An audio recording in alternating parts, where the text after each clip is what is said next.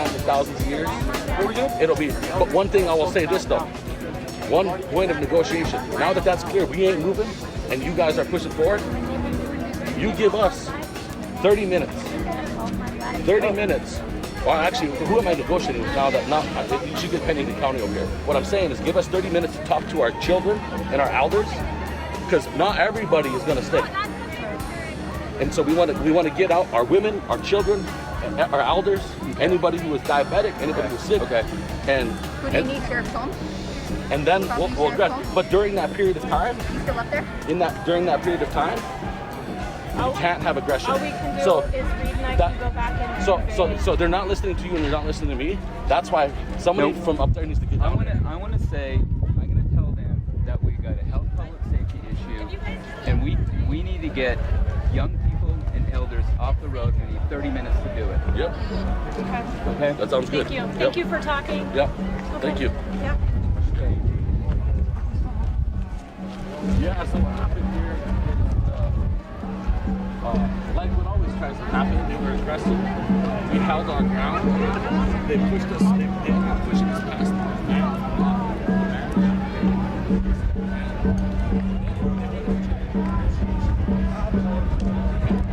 So someone just tried to negotiate with the Parks Service to see if there could be some agreements about the tactics the National Guard are using, and whether the vans could be left in place and not seized. Also, if there could be time for elders and children to leave the scene if they want to or need to. So it seems like that they might give. They might give 30 minutes for that to happen.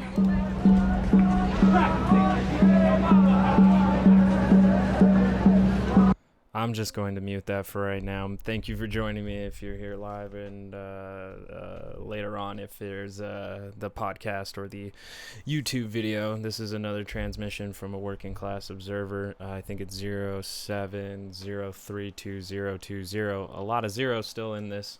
That was Unicorn Riot live right now at the Indigenous Activists. It's an anti-Trump protest. Right outside of their home, being reminded of their history, their relation to their heritage in this country, and it's powerful stuff. So honestly, this is what I call "What in the F," where I try to figure out what in the fash is going on. I mean, what the fuck? But I shared this video, the link to it, in the chat. Please click it and go watch that rather than me, because what Unicorn Riot is doing right now is much more important. If you're here in the live stream, you can see that there is a fuck ton of National Guard just sitting there staring at like a handful of protesters. That's one fucking sight right there.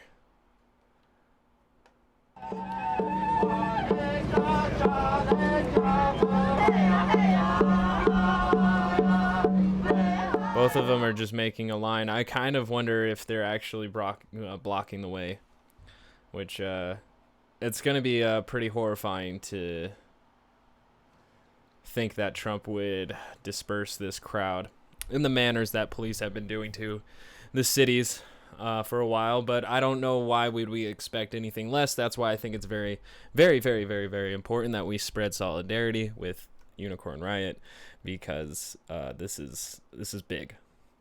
I had no knowledge of this happening prior to hopping online, and it's happening right now, and it's going to happen until Trump comes through, I guess. I don't know, but wow, you guys, this is real direct history on that ass. And I would really hate to be all these white people over here standing with shields in front of them and Kevlar badges, tasers, mace, gloves. None of the cops wearing masks. None of the National Guard wearing masks, but they are sure are wearing that whiteness. Whew.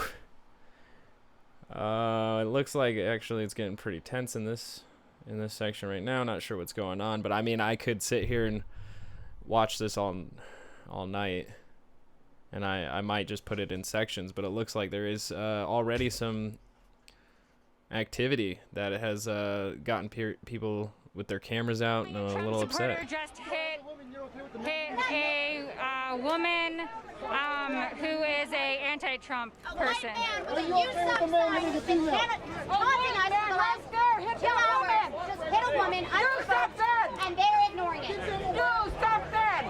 All right, I can see down farther on the line there's actually pro-Trump protesters on the other side of all these cops and all these National Guards. It's the cops and National Guards and the pro-Trumps on one side, and then the anti-Trumps on the other side. This is America. This is what he spoke of great. This is it. This is it. This is what they voted for. This is what he's been working towards. This is what the GOP has been supporting. This is a long time coming.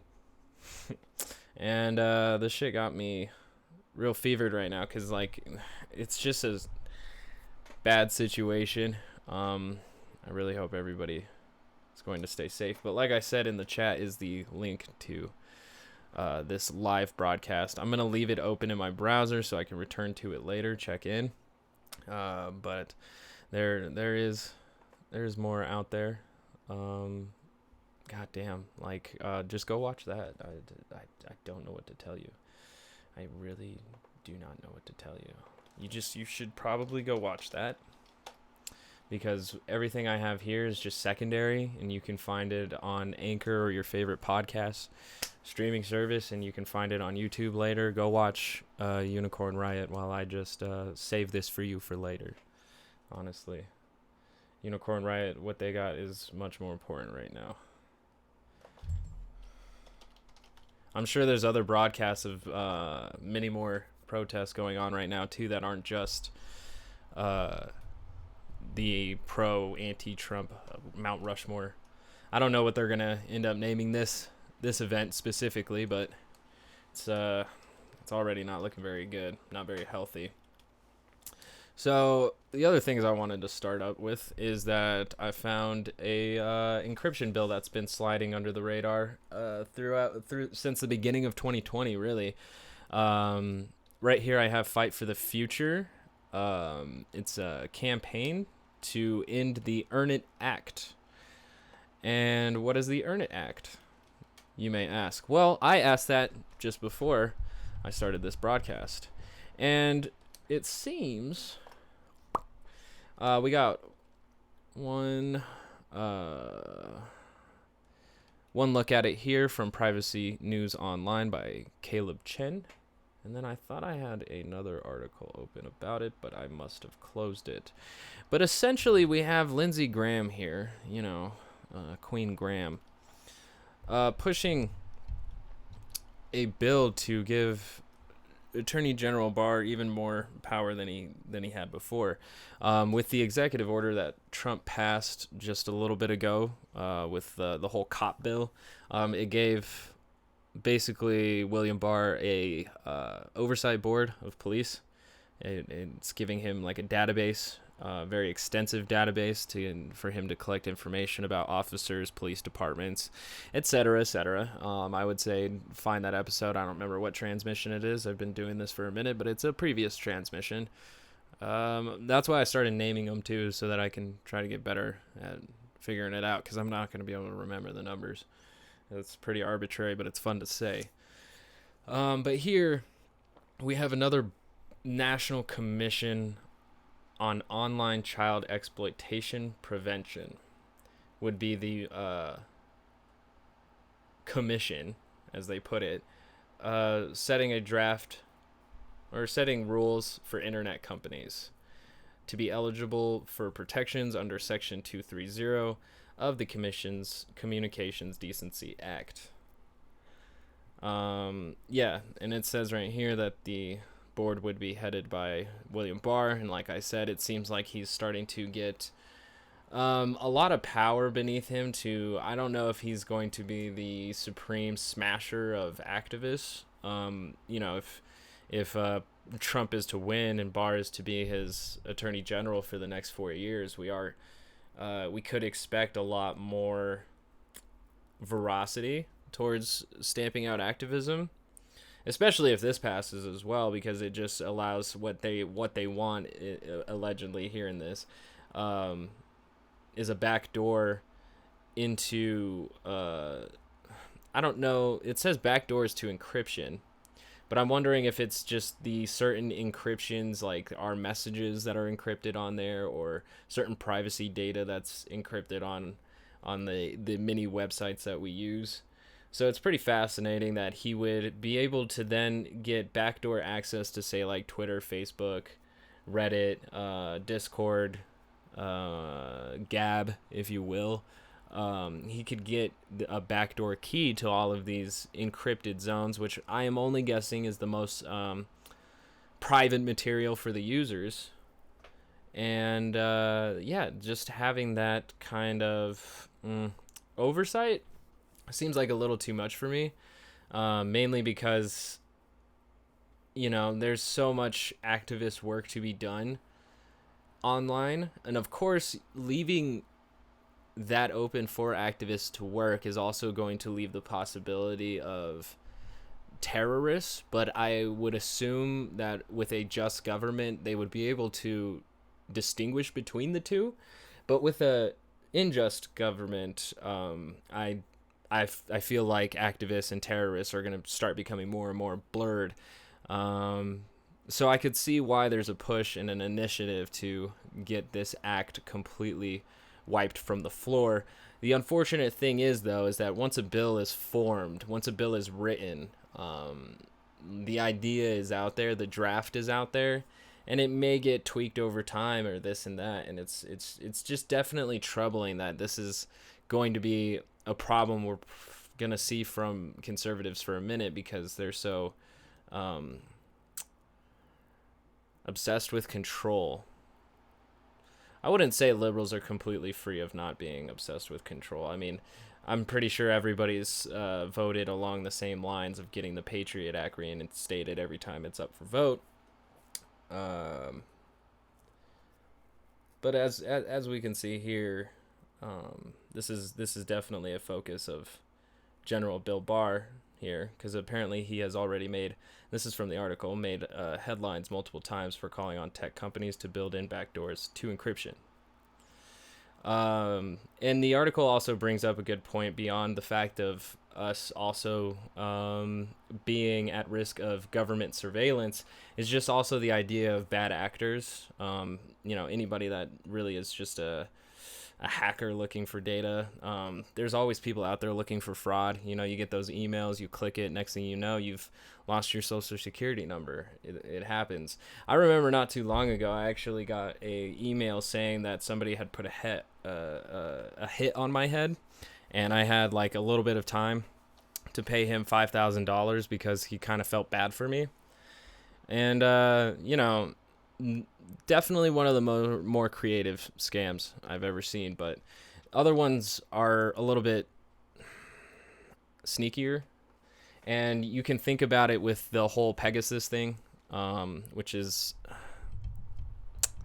it's a software made by an Israeli company. I'm not specific on the exact one. I think it's like Cyber something, but it allows them to park within proximity of a cell phone and capture the signal it sends out to the tower or to the 3G, LTE, whatever you're using, or pretty soon 5G. It's able to intercept that signal and basically then be a part of it before it hits and you start streaming or start talking about all the drugs you're gonna do. So even beyond surveillance by your own government, there's just surveillance or even theft possibilities, or just even more malcontent from a bunch of other people. if this backdoor is created, because I mean it's only a matter of time that maybe that, like, hacktivists seem to be pretty proficient at getting shit done.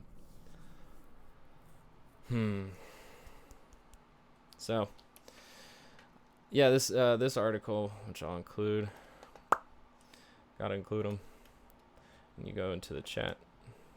Did I not even? I didn't send that one. And then there's an article for that. And then here's the whole petition, which you can also give a donation to fund the end of this horrifying stomping of privacy rights. And that's something that we don't really even talk about enough in this country, is how our data rights and our internet rights are just kind of at the whim right now. It is kind of Wild West-ish, but not too centralized, which is a good thing. But we do need to consider how we're going to fight for our rights in the oncoming age of all internet, because it's already becoming the biggest access to I want to say innovation and prosperity in the world. It's the next step in a lot of areas. Coronavirus has only helped to prove this by isolating people and forcing them to use the internet more than ever. And I feel like that's just going to become more prevalent as time goes on, because even so, I don't really see like coronavirus becoming less deadly after we create a vaccine. The other day I talked about the G4EA H1N1 flu virus that was discovered out in China recently. And, viruses are going to keep happening, so we're going to have to keep adapting in certain situations. Some people even say that coronavirus can be a lockdown thing for the next 2 years. We'll be coming in and out of lockdowns, and it's all high possibility. So that's why I think it's pretty important as well that we protect our internet rights. And Graham has authored the Eliminating Abusive and Rampant Neglect of Interactive Technologies Act of 2019, or EARN-IT Act. What I think is pretty funny too is every time like politicians come out with these bills, it has to be like some like real clever acronym, like something that like, ooh, it's got to roll off the tongue, it's got to have good marketing, like I can't get it to pass without good marketing. I think that's my Lindsey Graham impression, but I just like how they have to, everything they do has to be marketing, and it's a disgrace on politics. Somehow I find politics to pull me in to participate in a lot of ways. It does pique interest, but it should not entertain as much as it does. And yeah, this is Earn It. That's a good joke, bro. Even more here about William Barr and his intentions. Encryption protects secure systems from hackers. It says here to convince people even further, security professionals have repeatedly warned us that killing encryption will have disastrous effects, but that hasn't stopped our government from installing digital backdoors in secure systems. Predictably, hackers discovered and exploited those digital backdoors, wreaking havoc with communication systems, power grids, and even nuclear facilities. Indeed. Yeah, I mean, I'm not opposed that we're already kind of in like some weird 1984-esque dystopia where there is actually three major governments kind of ruling sections of the planet. But it would be interesting if one day we went from like 7 continents to just 4. Edward Snowden exposed the American government's massive and unconstitutional surveillance program back in 2013. Unfortunately, Snowden's revelations didn't stop our law enforcement and intelligence agencies from abusing their surveillance powers to spy on journalists, racial justice activists, and millions more. The article continues. Beyond the systemic surveillance issues we face, individual police officers routinely misuse their access to confidential databases to get information on neighbors, romantic partners, and business rivals. I did hear about this as well. Let's click this link here to see if it talks about the story I think it's going to talk about, and it is... Oh, it's actually across U.S. police officers abuse confidential database. This was reported in 2016 that cops were abusing confidential information. I did hear about the romantic quarrels where a cop had stalked his ex's new lover, and the story does not end well. Let's see the specific information here. The AP, through records requests to state agencies and big city police departments, found law enforcement officers and employees who misused databases were fired, suspended, or resigned more than 325 times. Holy shit, between 2013 and 2015. 325 officers in 2 years. Jesus. They received reprimands, counseling, or lesser discipline in more than 250 instances. Okay, so that's not even the total amount the review found. So there's 325 fired, suspended, and resigns, and then there's 250 reprimands, counseling, and discipline. That's still a total of 575 in 2 years. That's buck. And fucked. Unspecified discipline was imposed in more than 90 instances, reviewed by AP. In many other cases, it wasn't clear from the records if punishment was given at all. Nice. Yep, here it is. An Ohio officer who pleaded guilty to stalking an ex-girlfriend and who looked up information on her. A Michigan officer who looked up home addresses of women he found attractive. And 2 Miami-Dade officers who ran checks on a journalist after he aired unflattering stories about the department. Yes, this is all very healthy stuff. This is good. This is good. More perfect union? I think so. I think so. Right. We need free speech online more now than ever. This is the actionnetwork.org again.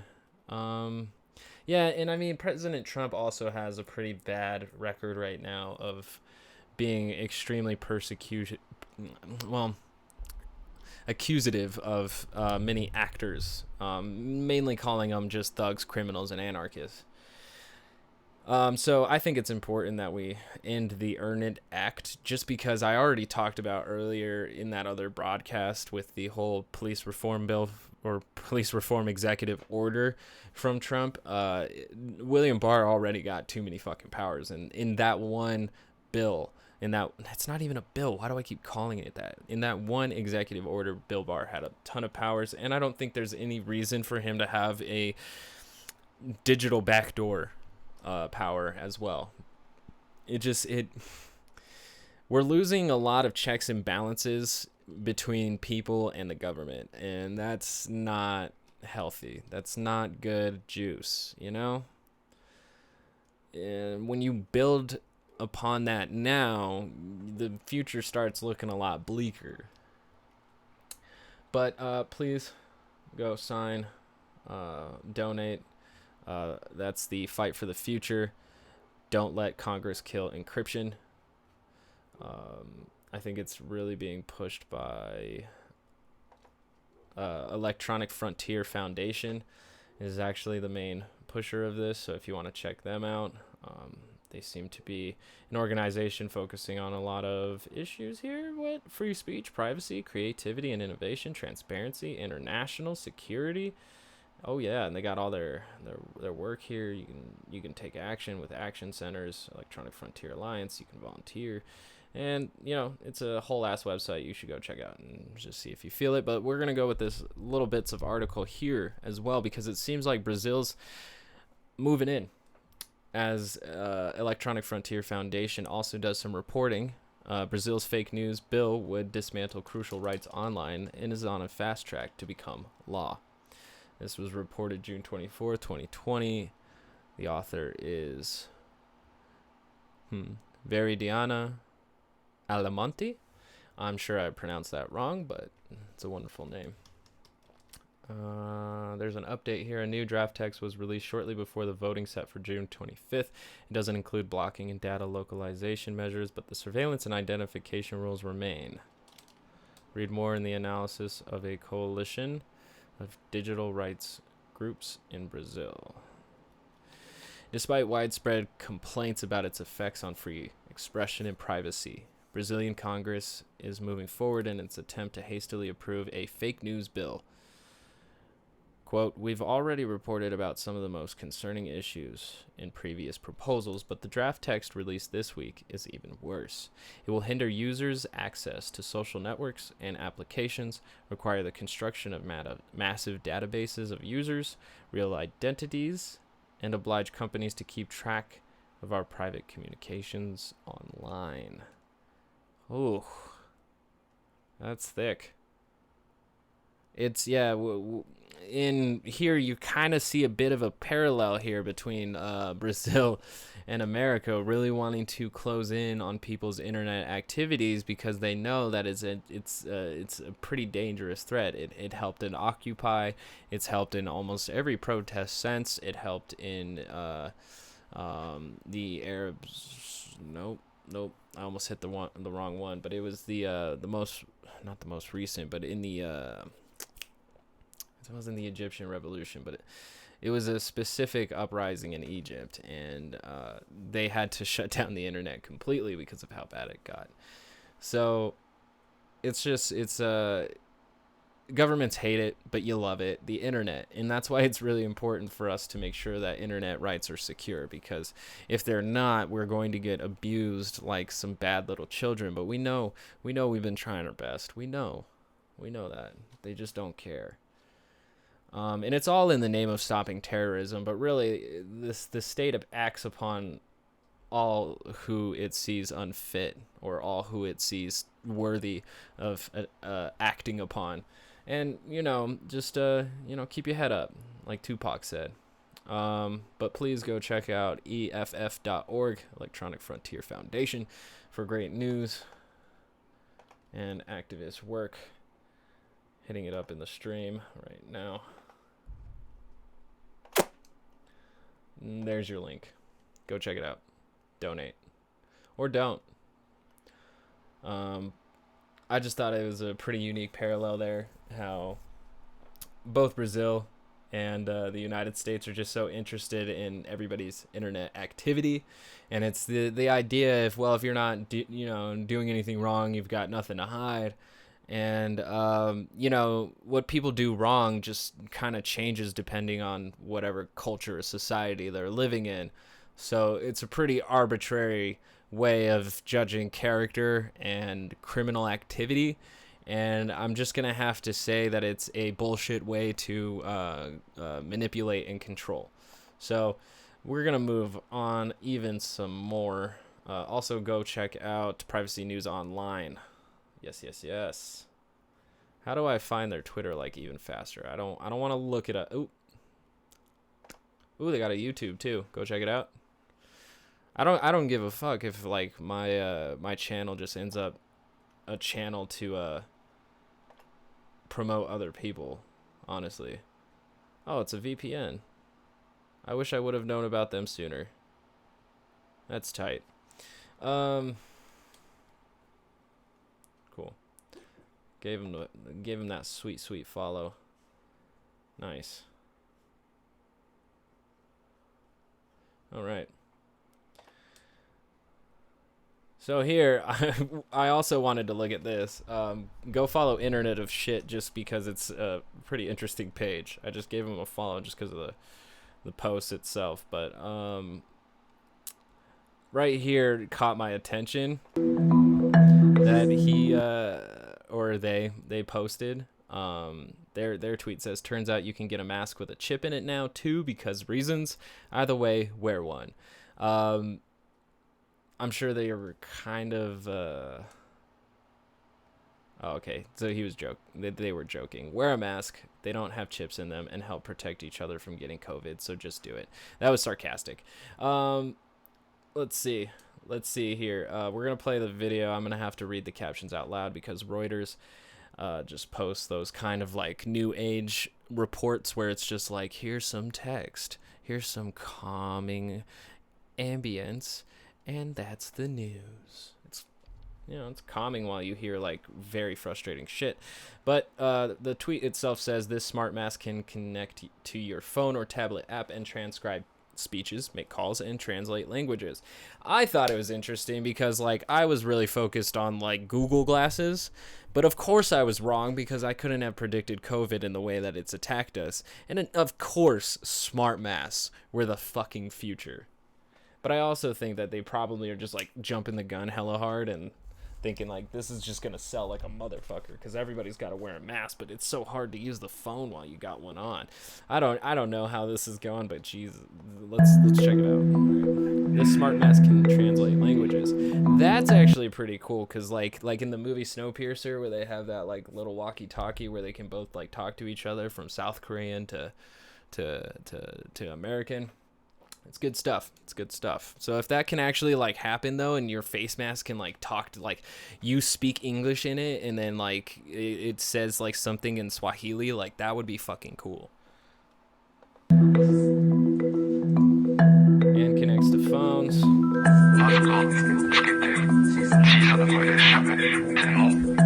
So that you can have conversations with your mask on. Followed by Startup Donut Records? What the oh, sorry.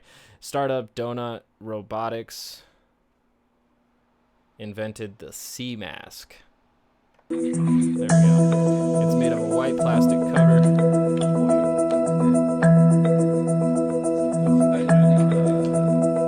That fits over a standard mask.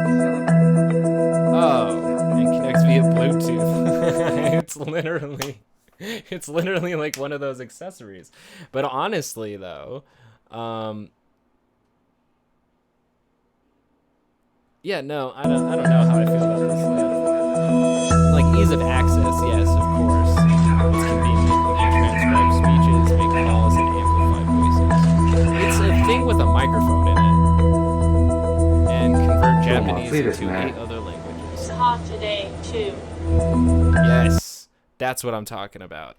That's that shit from like Snowpiercer and that other shit. That's the future right there.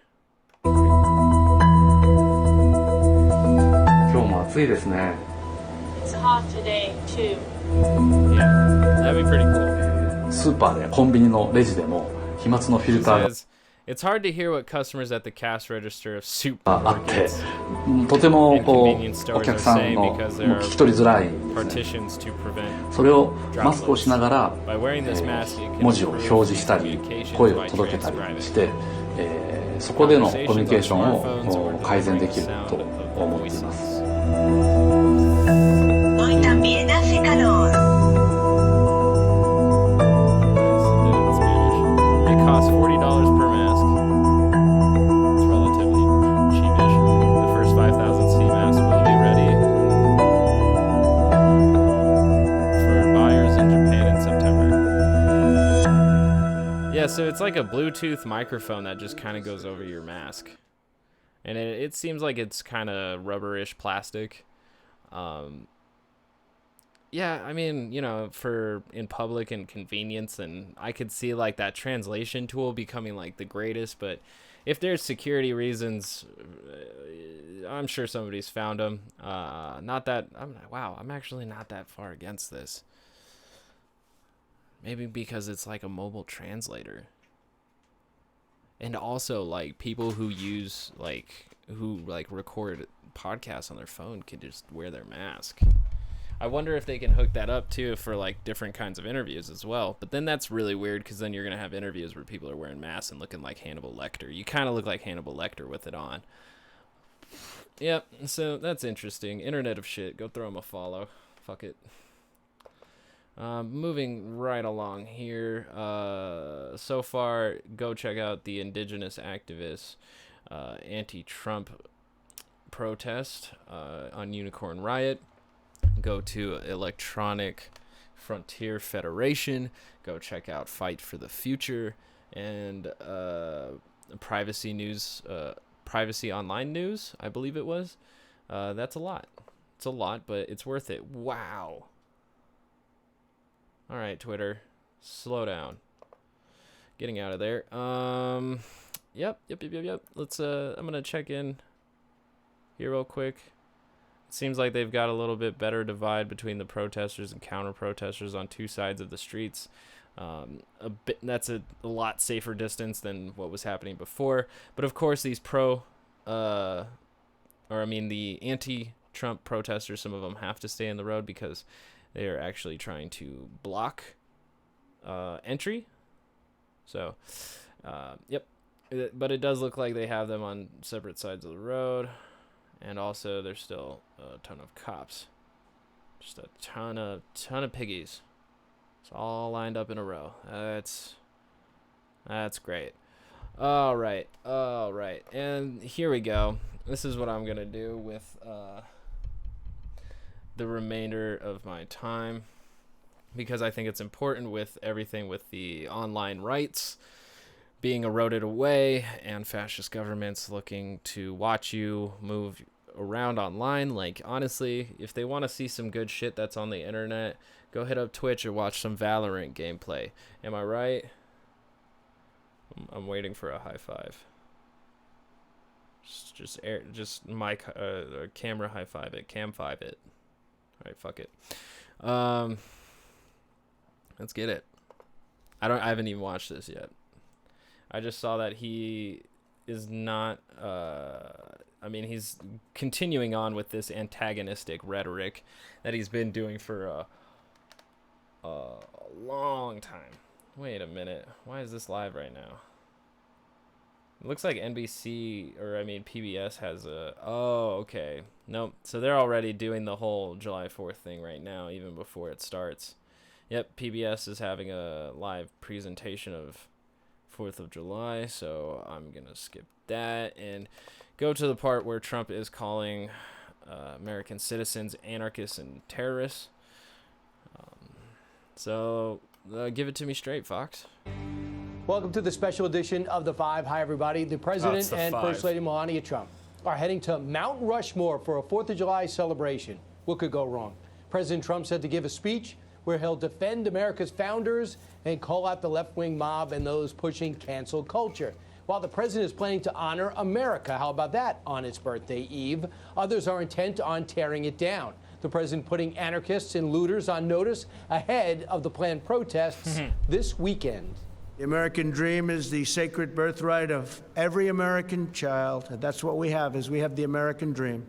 And nobody's going to shatter the American dream, not the anarchists, not the agitators, not the fools, not the looters. I want to also thank all of law enforcement. It's just the perfect type of language for people who are already so antagonistic. I mean, we're already well aware that Trump has been dividing the line. Like, if you aren't with him, you are against him. And by doing so, he's also built up these adjectives, these descriptors, these labels, categories, just many things to keep you from thinking human being, fellow citizen, neighbor. Instead, he says anarchists, fool, looters. I'm sure if he could, he would say rapist. But, like, it's just, that's the kind of rhetoric that we've been getting from our president. And it's the kind of rhetoric that you get with already hostile people becoming more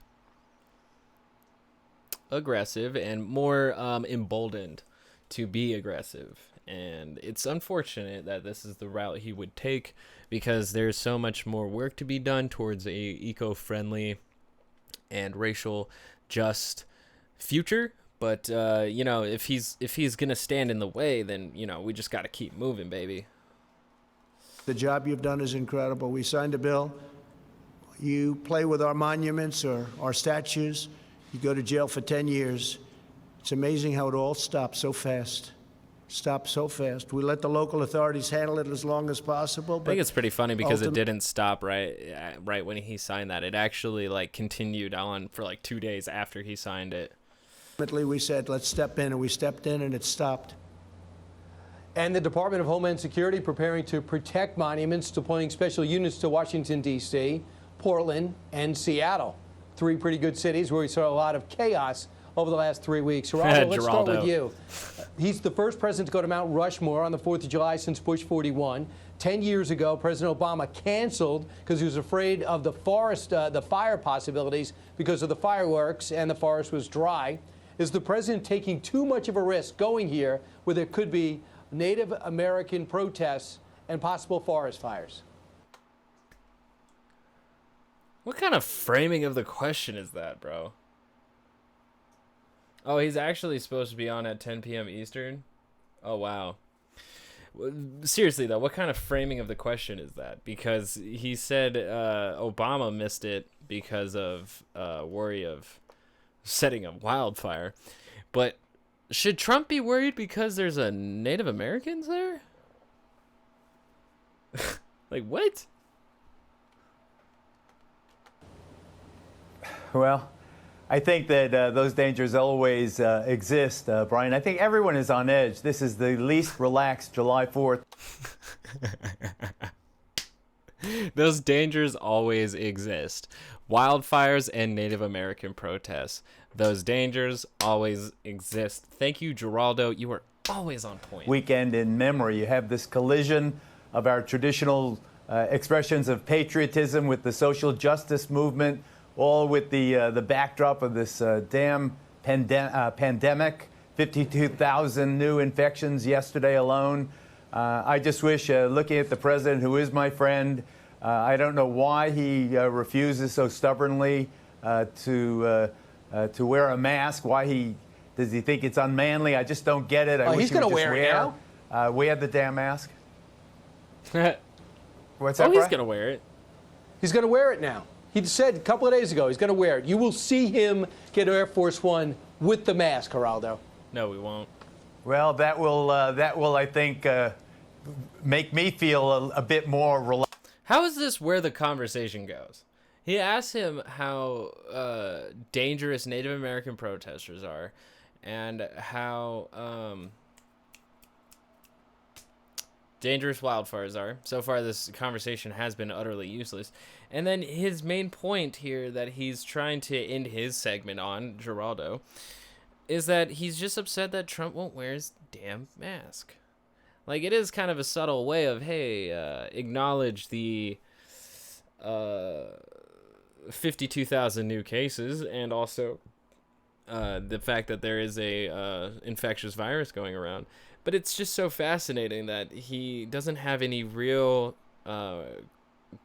critique or input that challenges anything, which, you know, I would understand of a friend of Trump, especially because he knows how Trump reacts to people who he disagrees with.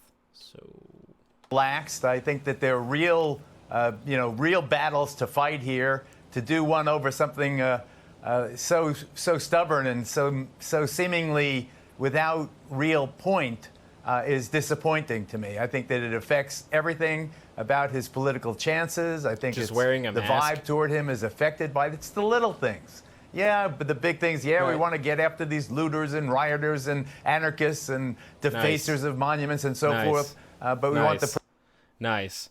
Geraldo showing class solidarity against everybody who's not feeling these statues or feeling white supremacy anymore. But Geraldo here just really wants Trump to wear a mask because that's what's going to come up in this next election. Why didn't you wear a mask, Mr. President? I mean, all this stuff about the statues, all this stuff about police brutality, all of this nonsense. Where is your mask? president to set an example, and I'm glad that he will be wearing one if your report is correct.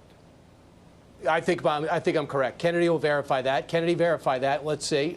As I speculate. Why did he put Kennedy, that on her? in particular, I think this is going to be great. The backdrop of Mount Rushmore. The president's usually delivers a great speech in South Dakota, kicking off the 4th of July with 7,000 people. What do you think?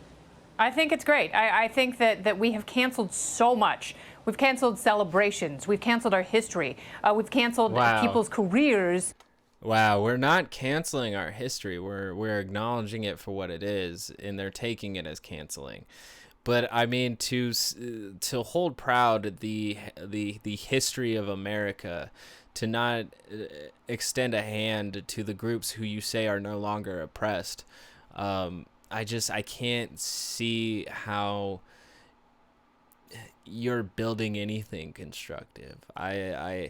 like many people have said, the tearing down of these statues have actually been the history in the making. So it's fascinating that we have people here who say change is disgusting.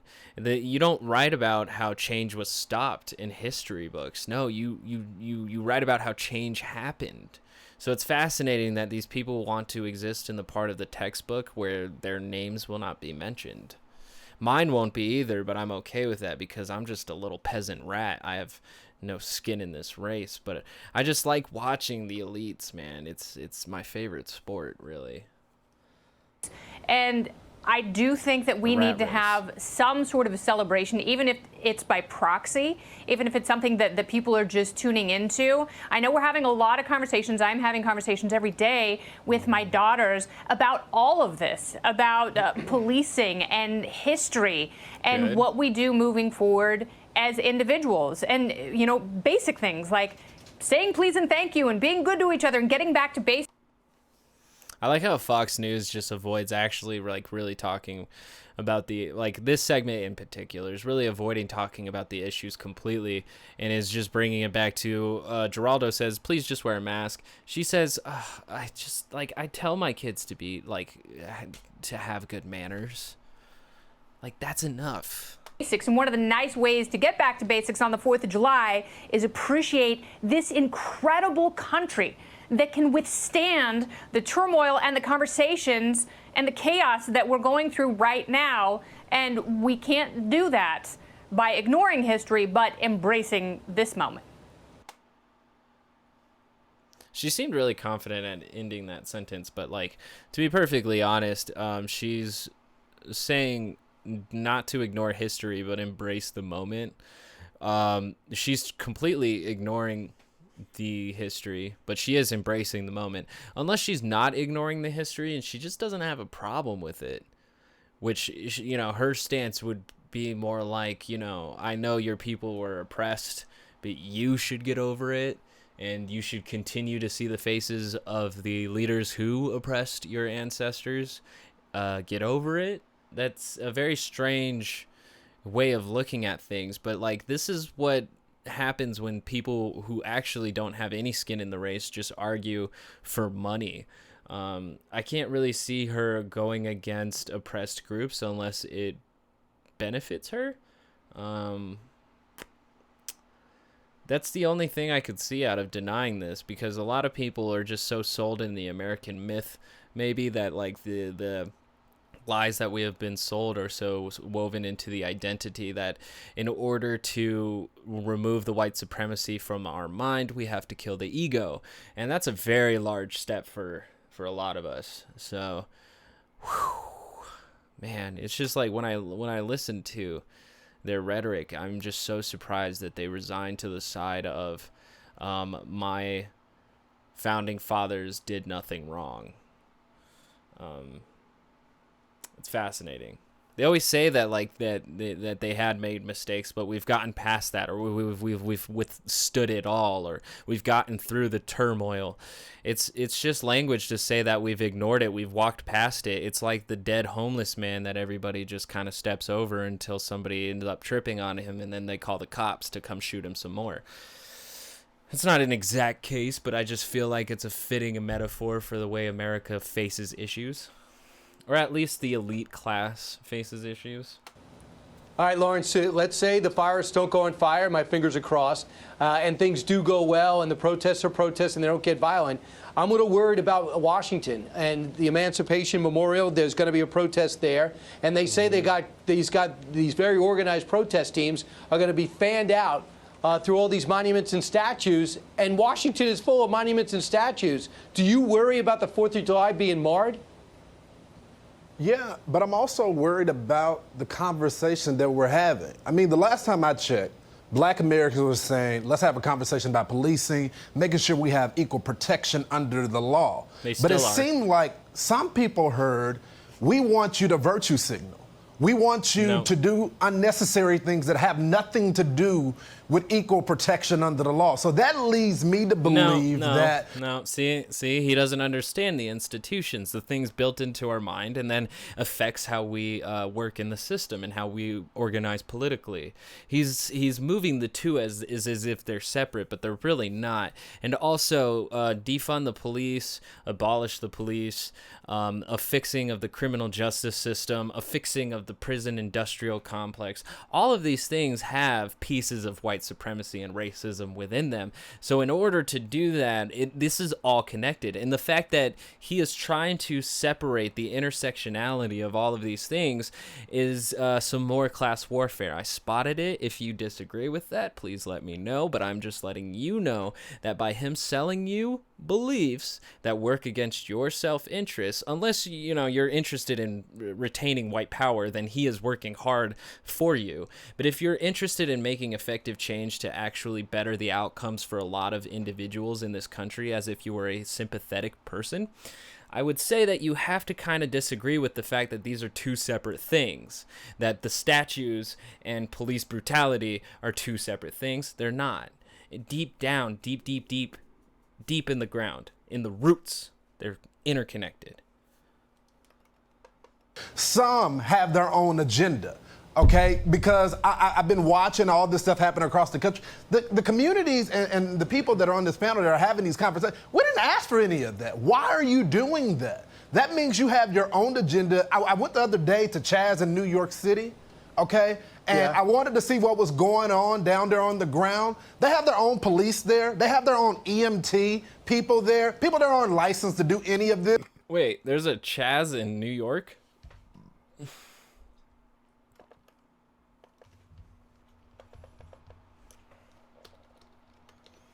New York Chaz. I'm Googling it right now if you're listening and not watching.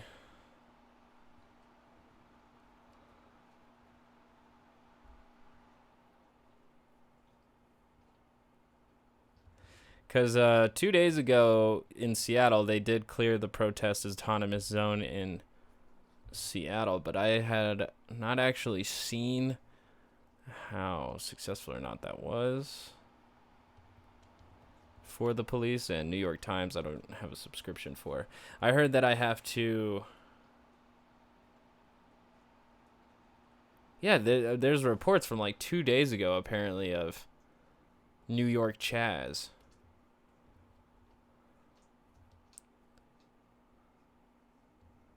And they have a report here from Lawrence Jones, the same exact guy who's talking here from Fox News. It says, Lawrence Jones describes confrontation with Black Lives Matters protesters at New York Chaz. I didn't even know that they had a Chaz. Like, when did this go up? I haven't even seen official reports of a New York autonomy zone.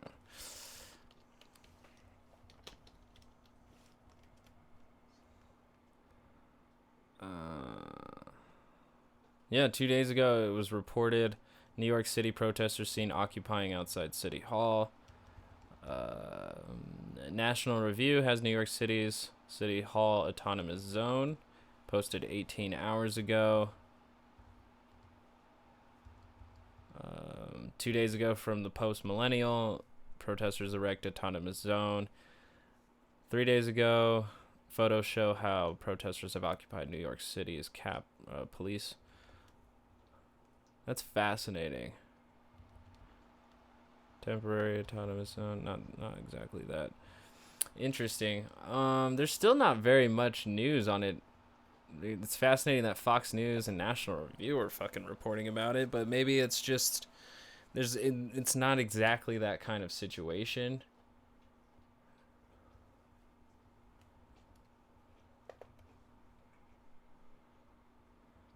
They have built barricades and lines. Wow,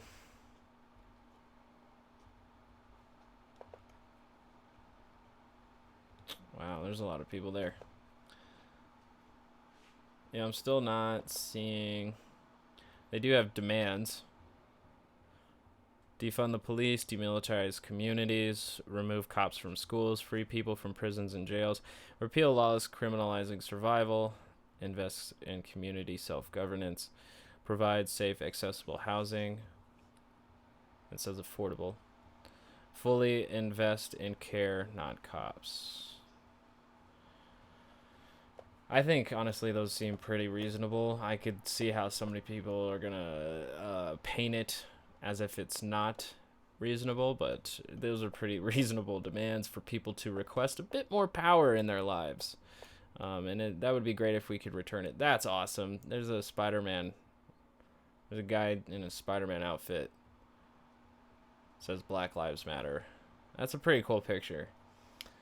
So yeah, National Review says there's an autonomous zone in New York City. So I guess there's an autonomous zone in New York City. I literally cannot find anything else about this.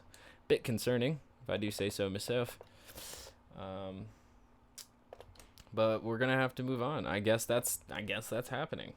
It's straight up anarchy. It's disgusting. They tried to kick me out of there. I'm the only one that was black that was in that circle, and they're telling me why my life should matter. So again, I think we need to get back on track here. Nobody's asking for virtue signaling. We want equal justice under the law, but I think it's important that we start holding these bad actors accountable. You know, Mr. Anderson's son died in Seattle, and there's still no answers for why he died and why the ambulances were prevented from coming there to save him. I just want to mention, too, that he's also lying about the situation in Seattle because they were taken to the hospital by the protesters themselves. So nobody was really prevented from care. They did it themselves. It's a mischaracterization and a misconception. And I give you an F on your report, sir. Thank you. And those mayors need to be held accountable for that. Lawrence, that's hilarious because the mayors are actually the ones who push the people to this position, because the mayors who are the ones giving these certain permissions to the police, who then use those permissions to brutalize the protesters. The protesters then reacted by occupying certain specific important zones, creating what they call an autonomous zone in order to cause disruption for the city. And so then the city is then forced to listen to the actual demands of the protest movement, and they can't just keep beating the shit out of them. It would actually be pretty bad praxis and optics. So they had to hold back. But unfortunately, it looks like Seattle did get broken up after 4 shootings in about a week's time. Yeah, New York Times reporting it. It says, Fox News says Seattle police arrest 10 after clashes in cleared chop zone.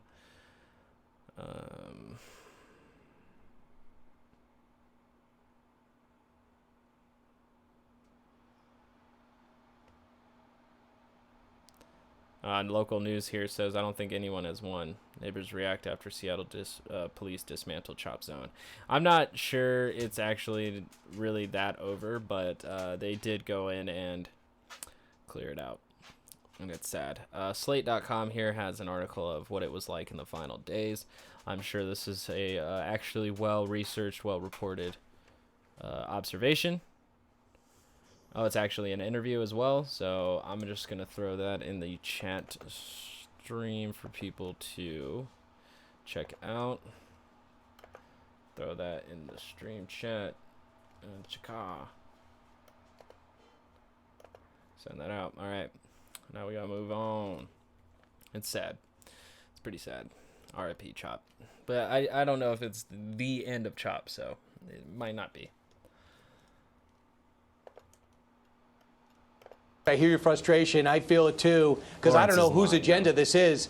Because I saw 2 African-American gentlemen say on Monday in Seattle, I don't know what this protest is. Break it up. We don't even know these people. So it started out as equal justice under the law. I met 2 black people who said, I don't know what these protests are about. And that delegitimizes any movement. That delegitimizes every other black person who is a part of this protest movement. Turned into a bunch of shirtless skateboarders creating anarchy while graffitiing. Skateboarders creating anarchy. Are we seriously in the 1950s again? And how do these people not recognize that they are these, like, get off my damn lawn people? Like Geraldo with his weird mustache and smile, she's smirking like that mom who just like is waiting to Karen at any second. This girl over here at the bottom right, I feel like she's close to like realizing, oh my God, I've chosen the Empire. And then Lawrence is just stern faced, like I gotta keep going. I gotta keep going. Them bills are piling up. I just gotta keep going. And I don't remember the guy whose hosting's name is, but he's obviously just in attack mode. He is a German Husky K9 trained cop, and he is just going in. The precinct. Yeah, Emily, bunch of hippies it's hard to everywhere. follow Lawrence. Bunch of hippies yeah, everywhere. It's crazy. But Emily, looking at the 4th of July, so mad do you think about we can take a hippies. step back and celebrate? I hope so. I hope that during the 4th of July Independence Weekend that all of us see ourselves as Americans first before any type of competing ideology and everything that is going on that is currently fracturing. Competing ideology. I think what the problem is that most of the mainstream media, I would mostly blame Fox News and right-wing pundits, but the left is pretty guilty of this, or I guess center of right, I would say, like CNN, MSNBC. Is that we're not acknowledging the class systems that are within America and that have been transforming from America. We've transferred work slaves into prison slaves. We also transferred working slaves to wage labor slaves. The rich has grown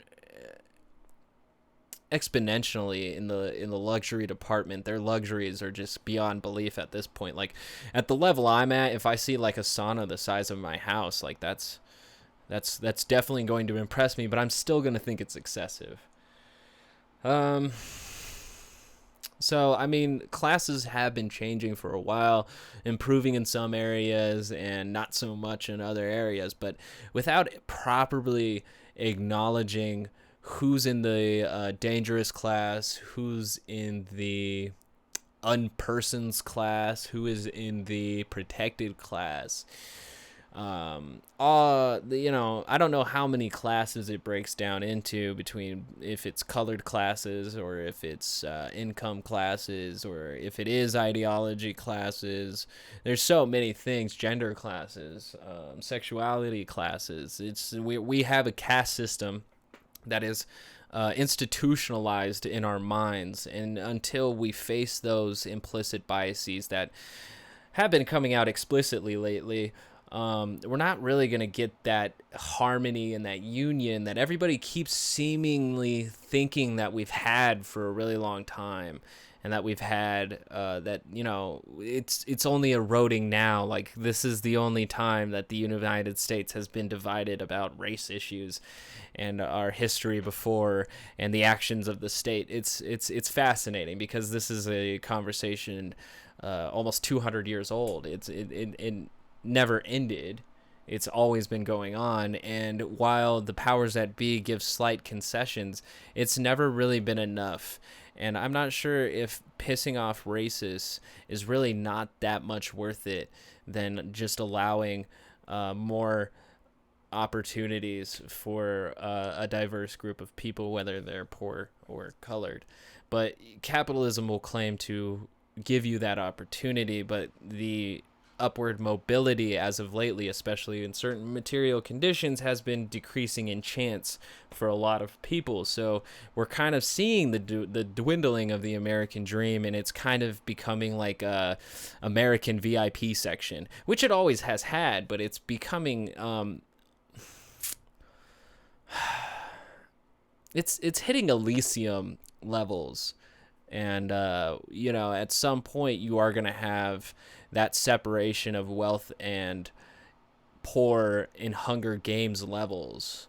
And, we kind of already have that, but it's so distant in lands. But the level of inequality is actually reaching to the nations themselves. You can see it in certain third world nations and other dictatorial nations. But, you've never really seen it that bad with the rise of massive ghettos and the also rise of a all-powerful minority.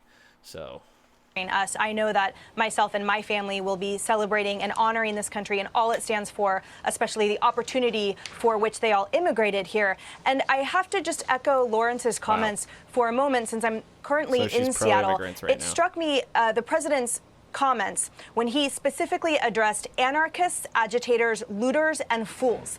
These are not protesters. This is not peaceful protesting either. And I think it's important for everyone to make that distinction, because they're non-violent protesters. But she's building up that language even more. Like I talked last transmission about calls to action. They keep pushing this rhetoric. They keep pushing this language, and it keeps becoming more and more hostile. Like, this is not a healthy democracy at this point when you see non-violent protesters as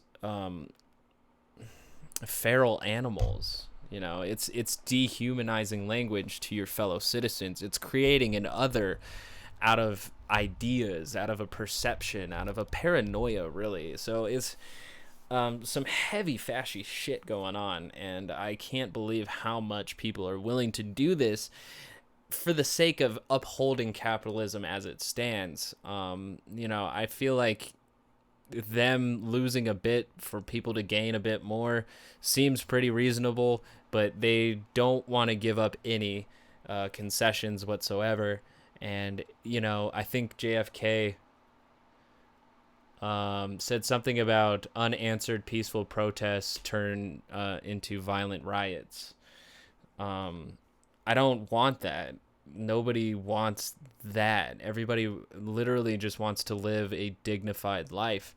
But material conditions in certain areas, combined with systemic issues and institutionalized hatred, that has broken it. It has broken it to the point where even neo-Nazis don't think that multiculturalism can. They never thought that. I don't know what I was thinking. I was listening to the Stryker, Vosh, Destiny, and other guy debate, and now I got lost. So let's wrap it up. Because the level of destruction and absolute annihilation of these neighborhoods and cities are being undertaken by, yes, all of these destruction and absolute annihilation of these neighborhoods. I don't remember hearing like neighborhoods just being destroyed. Like, the conversation moved from certain businesses, municipality buildings, city buildings, and now it's neighborhoods. This is just fear-mongering. Competing ideologists and destructors that have nothing to do with what our Constitution protects, which is peaceful assembly or en masse movements through the legislature, through changing things that way. Of course, no one is going to pay attention to monuments being pulled down and set on fire, and while cops are getting bashed in the face with skateboards. That tramples on all of our rights. That does not elevate them. And final point, I think it's laughable. That's funny, is by painting the actual people's movement that's happening in the streets right now, by painting it as a completely violent movement, it brings the idea that they are taking away your rights more than the government is. But with your consent, if you are believing this narrative here, with your consent, you are allowing them to crack down on your First Amendment, just not on you. And so I guess that's what makes it okay. And quite disheartening that now the local and state leadership of Minnesota and Minneapolis are calling upon the federal government to bail them out. They're calling for a federal declaration of disaster.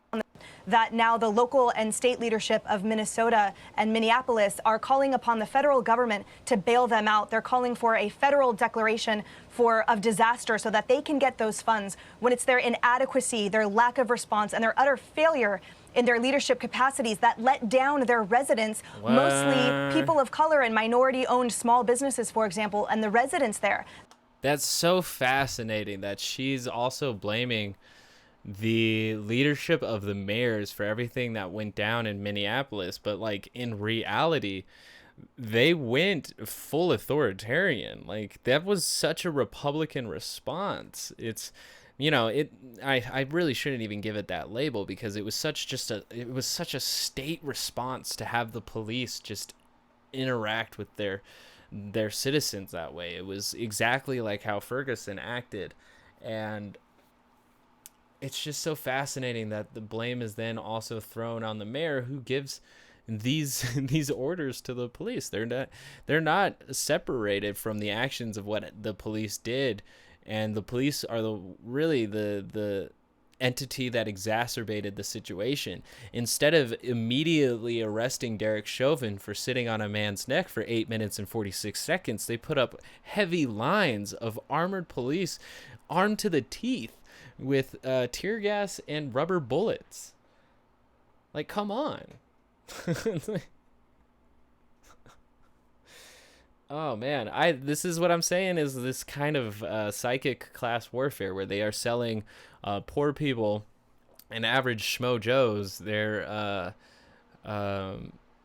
selling them beliefs that just completely work against actual democratic self-interest and anything that would be considered people's power. Even though right now she is blaming the leadership, it's not actually the structure that it's set up, because that was just orders that went down, and she's not specifying a specific problem that has caused all the issues going on in Minneapolis as to why they wouldn't deserve disaster relief fund.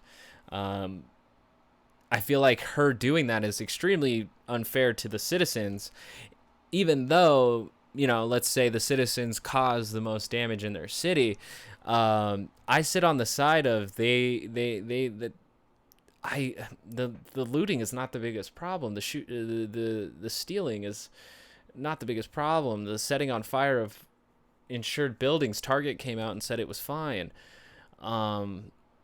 So the property damage being fixed, you know, it also gives jobs to those people who also might be unemployed in these times because of coronavirus, you know, rebuilding their community after smashing it and getting paid to do it as well. I see this as a positive change in the community. The people would be like, oh, well, you're rewarding the protesters, or not protesters, you're rewarding the rioters. Well, I see them as protesters. And that's why I got mixed up at the beginning. But yeah, actually, that's the point. That's the point, is to reward the protesters for exercising their First Amendment right, especially when I feel that they are just. And wanting Derek Chauvin and the other 3 officers who helped choke the life from George Floyd, wanting them to be arrested seems pretty just for a protest. And then the police response response seems pretty just. Not equally. No, I can't justify rioting. I can't justify it. But what I'm gonna say is that the police did not act right either, and so having hypocrites pointing fingers is a pretty pointless objective to aim at.